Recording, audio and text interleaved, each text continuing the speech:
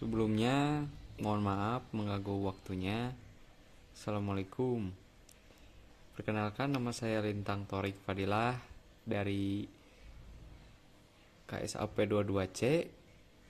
Izin mau bertanya tentang pendidikan Pancasila, yaitu mengenai demokrasi. Yang ke satu, sudah sejauh mana Anda mengetahui tentang demokrasi? Nah, menurut saya demokrasi itu bentuk pemerintah di mana semua warga negara memiliki hak yang sama untuk pengambilan keputusan yang dapat mengubah hidup mereka. Nah, maksudnya demokrasi juga bisa mengizinkan warga negara ikut serta secara langsung atau melalui perwakilan dalam perumusan, pengembangan, dan pembuatan hukum. Oke, selanjutnya yang kedua, menurut Teteh, sudah terwujudkah demokrasi itu di Indonesia? Menurut saya, apakah demokrasi sudah terwujud di Indonesia? Belum, karena masih ada demokrasi yang kurang memiliki ketegasan ke rakyat, masih adanya perdebatan pemecah pihak dalam tubuh masyarakat. Oke, yang selanjutnya pertanyaan ketiga. Kalau misalkan Anda menjadi pemimpin sebuah negara, ideologi manakah yang akan Anda pilih? Kalau misalkan Anda menjadi pemimpin sebuah negara ideologi, saya akan memilih ideologi Pancasila. Karena sebuah ideologi negara di Pancasila itu bersifat terbuka dalam sesuai kondisi perkembangan tertentu. Pancasila juga memiliki hasil dari kontrak sosial, terus berlaku jika bangsa Indonesia masih menyepakatinya secara bersama. Nah, ada juga nilai-nilai di ideologi Pancasila menghormati pemeluk agama lain yang sedang beribadah dan mengedepankan sikap toleransi antar umat beragama. Dan ada juga tidak memaksakan agama tersebut kepada orang lain. Nah, jadi ideologi Pancasila ini tidak egois sendirilah ke bangsa yang lain gitu. Oke, untuk pertanyaan keempat, apakah sistem pemilihan suara sudah dapat mencerminkan demokrasi itu sendiri?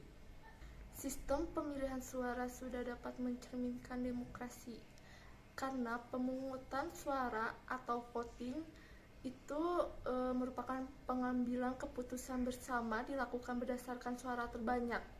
Contohnya kayak pemilihan presiden, itu kita harus membutuhkan masyarakat untuk pemilihan voting itu untuk musyawarah, namun tidak mencapai kesepakatannya, maka boleh dilakukan pemungutan suara.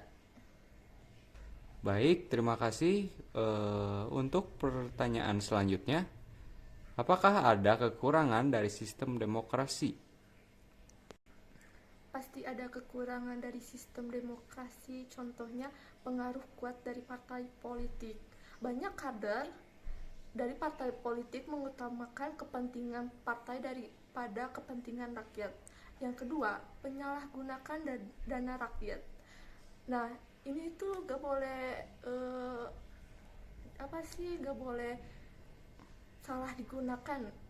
Soalnya apa, kita itu kan dari masyarakat tuh banyak rakyat yang miskin juga.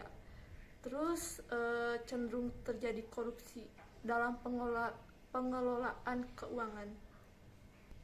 Pertanyaan terakhir, dapatkah demokrasi mensejahterakan seluruh masyarakat?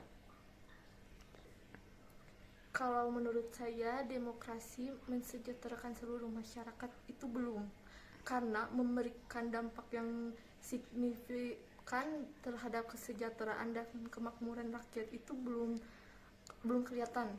Soalnya demokrasi itu masih dinikmati segelintir elit dan belum secara sistematik menyentuh apa persoalan rakyat, terutama dalam upaya mengentaskan kemiskinan. Banyak rakyat yang kemiskinan Meski menurun, jumlah penduduk miskin masih di kisaran 10%. Dari jumlah penduduk, ketimpangan pun belum beranjak jauh dengan rasio masih di kisaran 0,39. Baik, terima kasih atas waktunya, Teh. Sebelumnya perkenalkan diri dulu, belum? Oh iya, izinkan saya perkenalkan diri, nama saya Deliza Zahra. Saya berasal dari Bandung. Kuliah saya di Uninus, Fakultas Pertanian semester 3. Baik, terima kasih. Terima kasih ya atas waktunya setelah menyempatkan wawancara yang singkat ini. Ya, Terima kasih atas waktunya. Wassalamualaikum warahmatullahi wabarakatuh. waalaikumsalam.